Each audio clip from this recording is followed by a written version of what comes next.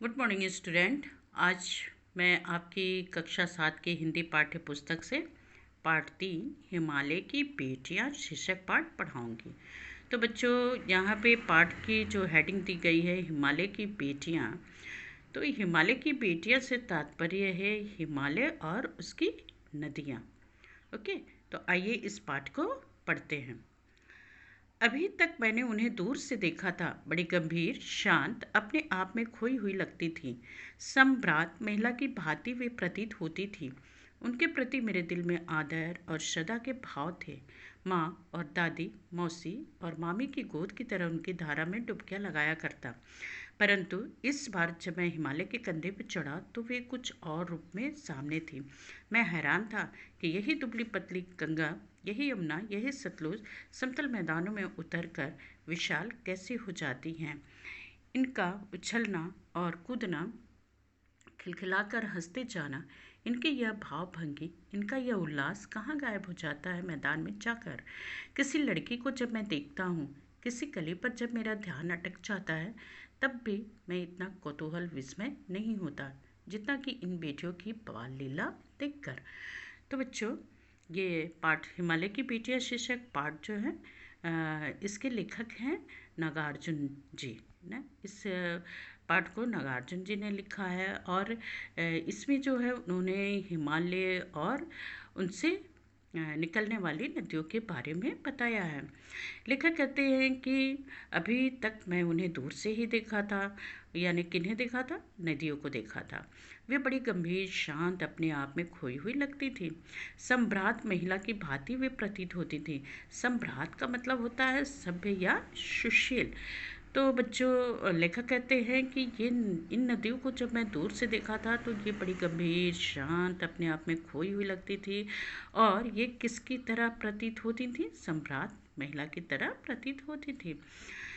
और मेरे दिल में, यानी कि लेखक के दिल में, नदियों के प्रति आदर और श्रद्धा के भाव थे। माँ और दादी, मौसी और मामी की गोद की तरह उनकी धारा में डुबकियां लगाया करता। यहाँ पे लेखक ने मानवीकरण का वो किया है ना, मानवीकरण बताया है नदियों, हिमालय और उसकी नदियों के बारे में, कि जिस तरीके से मनुष्य जो है या कोई बच्चा अपनी माँ, दादी और मौसी, मामी की गोद में क्या करता है, खुश रहता, उछलता कूदता है, उसी तरीके से मैं इनकी धारा में डुबकियां लगाया करता था। परंतु इस बार जब मैं हिमालय के कंधे पर चढ़ा तो वे कुछ और रूप में सामने थी।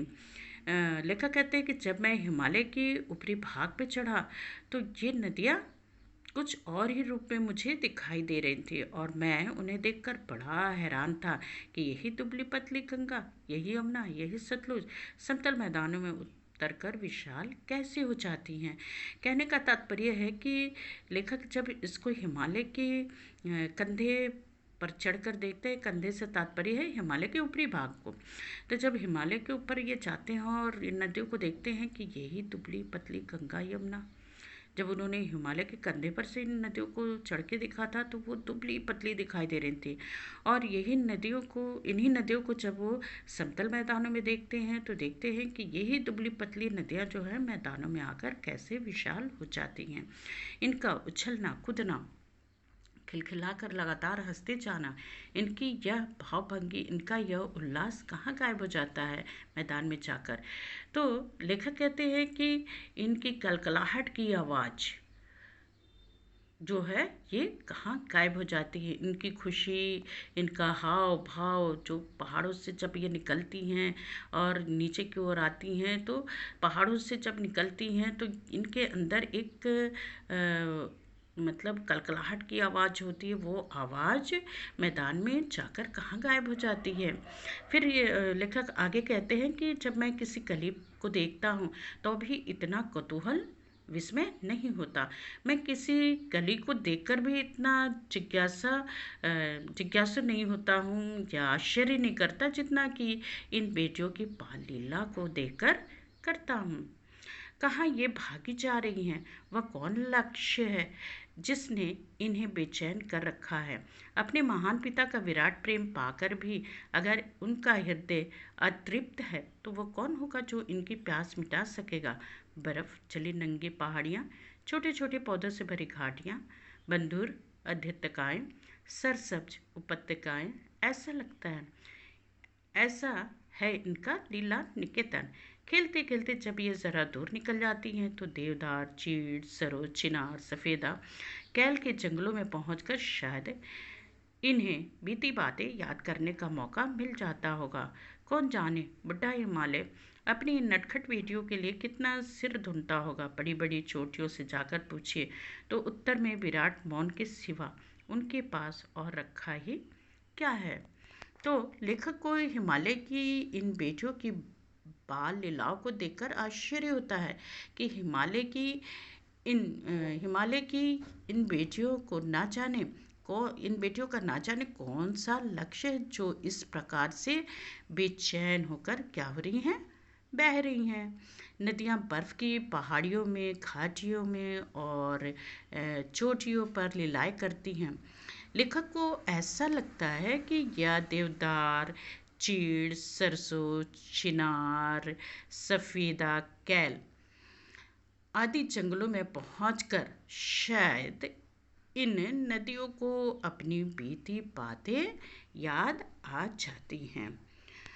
सिंधु और ब्रह्मपुत्र ये दो ऐसे नाम हैं जिनके सुनते ही रावी, सतलुज, व्यास, चनाब, झेलम, काबुल, कपिशा, गंगा, यमुना, सरयू, गंडक, कोसी आदि हिमालय की छोटी बड़ी सभी बेटियां आंखों के सामने नाचने लगती हैं। वास्तव में सिंधु और ब्रह्मपुत्र स्वयं में कुछ नहीं है।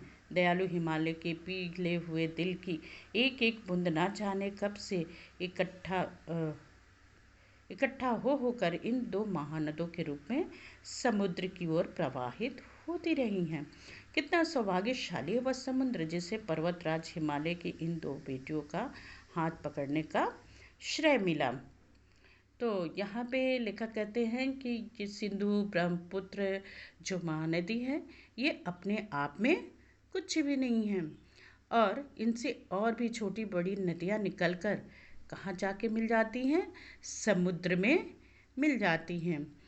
और आगे लेखक ने इन नदियों को बताया है कि ये नदियाँ जबकि समुद्र में जाकर मिलती हैं या प्रवाहित होती हैं तो कितना सौभाग्यशाली है वह समुद्र जिसे पर्वतराज हिमालय की इन दो बेटियों का हाथ पकड़ने का श्रेय मिला।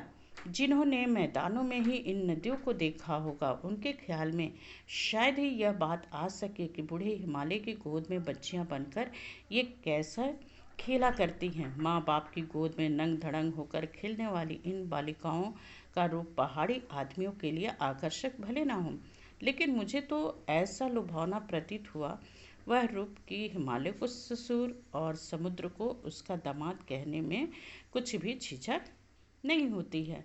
तो बच्चों यहाँ पे हिमालय की नदियों और हिमालय के संबंध को एक मानवीकरण के तौर पे लेखक ने बताया है कि जिस तरीके से ये नदियाँ जो हैं अपने बूढ़े हिमालय की गोद में बच्चियाँ बनकर खेला करती हैं और माँ बाप की गोद में नंग धड़ंग होकर खेलने वाली इन बालिकाओं का रूप पहाड़ी आदमियों के लिए आकर्षक भले ना हो। जो पहाड़ पे आदमी मनुष्य रहते हैं उनके लिए भले आकर्षक ना हो, लेकिन ये मेरे लिए क्या है, मुझे तो लुभावना प्रतीत होता है इनको देखकर। और वह रूप की हिमालय को ससुर और समुद्र को उसका दामाद कहने में कुछ भी झिझक नहीं होती। यानी कि यहाँ पे लेखक कहते हैं कि हिमालय को ससुर और उसका दामाद कहने में मुझे कोई भी झिझक नहीं होती है। यहाँ पे मानवीय संबंध को बताया गया है। ओके, आगे कालिदास के विरही यक्ष ने अपने मेघदूत से कहा था, वेत्रवती बेतवा को प्रेम का प्रतिदान देते जाना।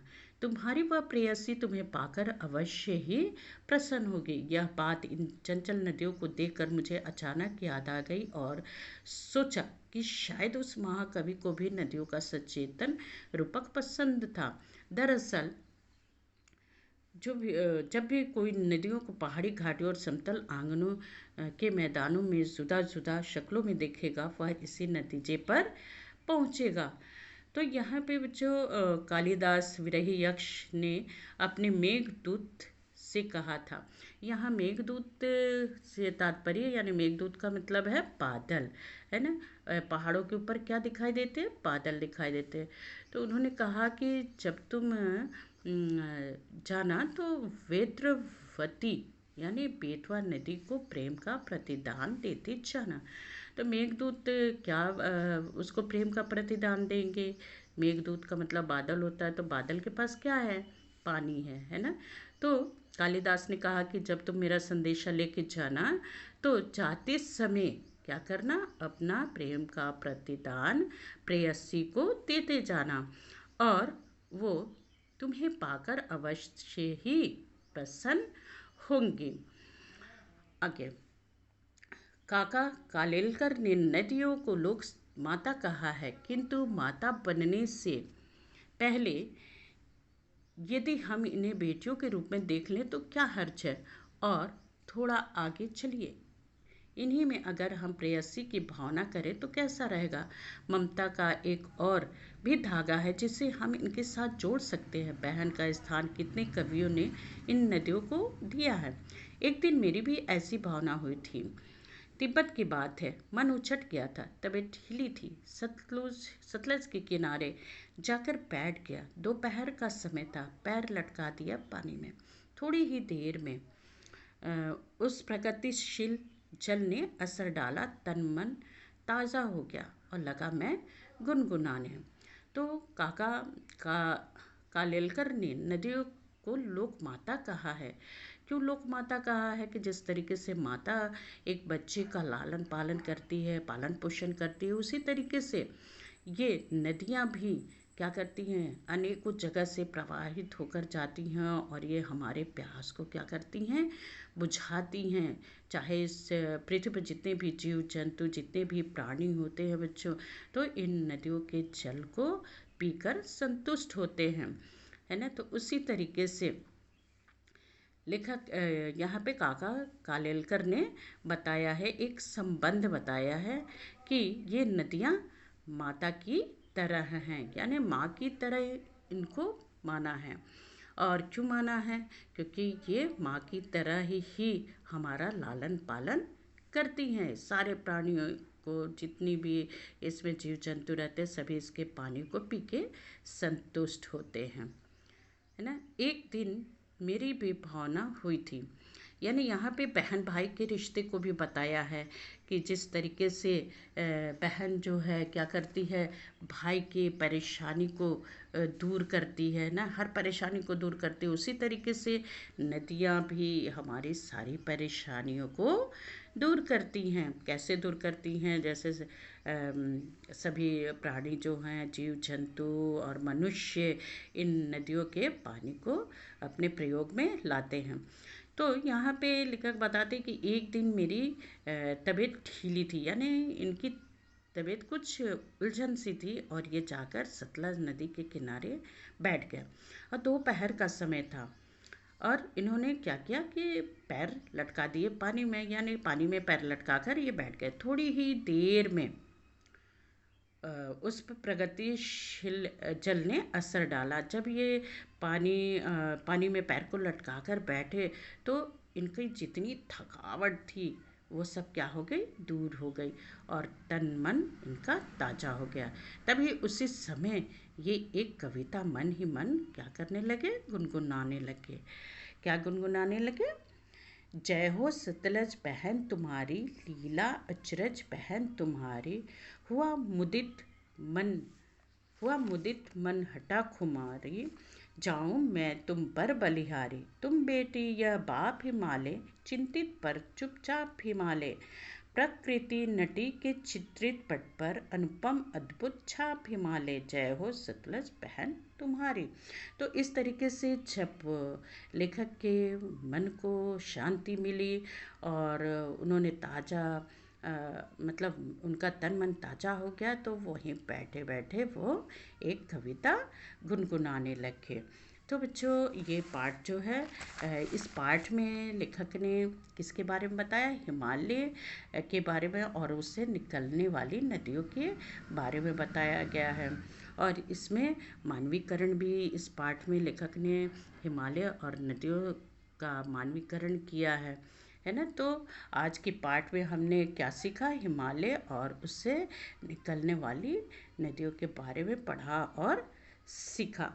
Okay, thank you.